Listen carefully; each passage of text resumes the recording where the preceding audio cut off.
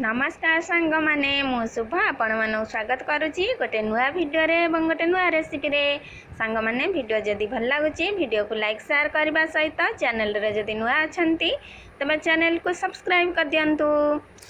सांग माने आपण मानक सहयोग रे आज मोर यूट्यूब फैमिली रे 900 जन फैमिली मेंबर हो जाइछंती। आज मु बहुत खुशी आपण मानक बहुत बहुत धन्यवाद। एई भलिया मते सपोर्ट करंतु एवं आगु को नुआ नुआ रेसिपी आनिया पई सहाय्य करंतु। चलतु डेरी नकरी रेसिपीटी स्टार्ट करवा। देखो सांग मैंने आज आम पिता सागर भजा भाजा मुझे पिता साग को आनी बाछिकी भल भाव धोई नौ धोईकी एवं मु गोटा छना नेली से छाणी पानी निगिरवाई रखीदेवी। सांग मैंने पिता साग को आम छाणी भल भाव रखीदे ना पानी अंश रही पिता साग आमर भल हे ना भर्ता भाया घाटी आपको आम साइड रखी ना। देखो एवं आम आलू काटी नवा।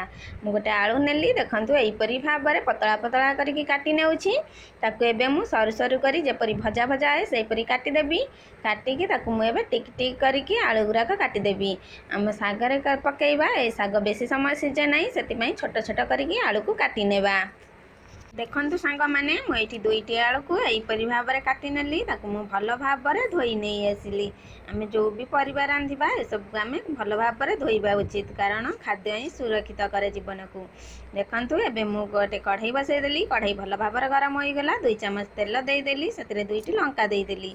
लंका आमर भल भाव में भाजी हो गला। एबे मु सेथिरे 1 चम्मच फुटण देदेली। आम फुटण को बेसी भाजीबा नहीं कि कम भी भाजीबा नहीं ना पिता लगिबो। फुटण हो गला काटिकी रखिथिबा आलू को देदेली। आलू देकी एबे मु सेथिरे 1 चम्मच हल्दी गुंड देदेली। हल्दी गुंड देकी स्वाद अनुसार एबे मु 1 चम्मच लुण देदेली। आम एठी अल्प लुण देबा कारण साग पकई साइला परे आम पुणी थरे सागरे मध्य आउ टिके लुण देबा। सबको मु एबे 2 मिनिट पई भाजीबा पई रखीदेवी। देखो सांग मैंने एबे हमर 2 मिनिट हो गलानी भाजी हो आलू हो गलानी। एबे मु एहीपरी भाव में साग को काटी देइछि। देखंतु साग हमर केते सुंदर भाव में कटि जाइछि जमा भी पानी अंश बेसी नहीं सागरे। एहीपरी भाव में साग को काटिदेली। एबे हमर आलू मध्य भाजी होइकी हो गलानी। एबे आमे साग को देइदबा।